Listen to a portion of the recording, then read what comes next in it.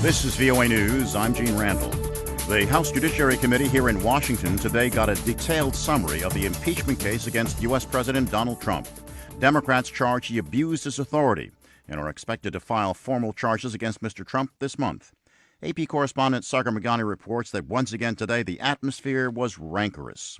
Lawmakers sparring with each other is normal. In this case, top House lawyers went at it as the Judiciary Committee met to review the intelligence panel's findings against the president. GOP counsel Steve Castor and Democratic investigator Daniel Goldman fought over the significance of the president's July phone call with Ukraine's leader. To impeach a president who 63 million people voted for over 8 lines in a call transcript is baloney. That sorely ignores the vast amount of evidence that we collected of a months-long scheme directed by the president. The hearing set off a key week with a full House vote on impeachment articles expected by Christmas. Sagar Meghani, Washington.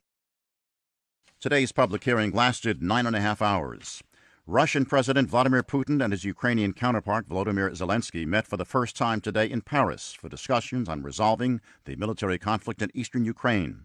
The fighting has claimed more than 13,000 lives since 2014. We have a report from AP correspondent Charles de Ledesma. Both of the leaders are sitting down in the French capital, along with the leaders of France and Germany. The talks focusing on the implementation of the 2015 peace agreement for eastern Ukraine that was brokered by Paris and Berlin, but has largely stalled. A major breakthrough at the summit is unlikely, and Ukrainian protesters are heaping pressure on Ukraine's leader not to surrender too much to Putin at their first face-to-face meeting. I'm Charles de Ledesma. More news at voanews.com. For your listening convenience, there is also a mobile app. From Washington, this is VOA News. A New Zealand volcano erupted today while tourists were exploring White Island. Dozens are feared dead. Authorities say the site is still too dangerous for police and rescuers to search for the missing. New Zealand Prime Minister Jacinda Ardern. We know that there were a number of tourists on or around the island at the time, both New Zealanders and visitors from overseas. I know there will be a huge amount of concern and anxiety for those who have loved ones on or around the island at the time, and I can assure them police are doing everything they can. The U.S. Justice Department's Inspector General has released his report on the investigation of Russian interference in the 2016 presidential election.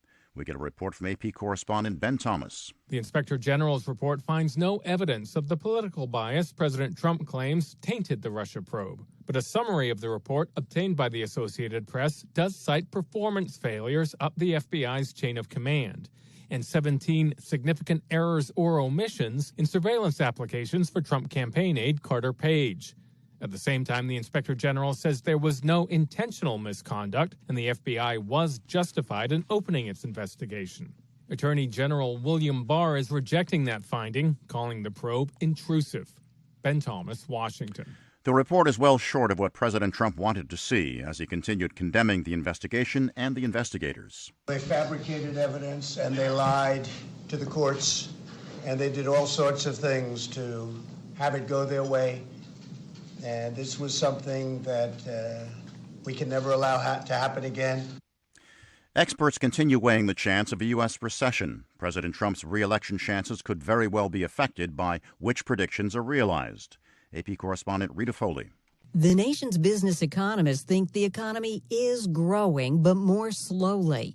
2.3% in 2019, they estimate, slowing to 1.8% in 2020. What about a recession? They put the odds of a recession by the end of next year at 43%. But the chance of recession by mid-2021? 66%, they say. Half the respondents called trade tensions the number one economic risk through the end of next year. The survey is from the National Association for Business Economics.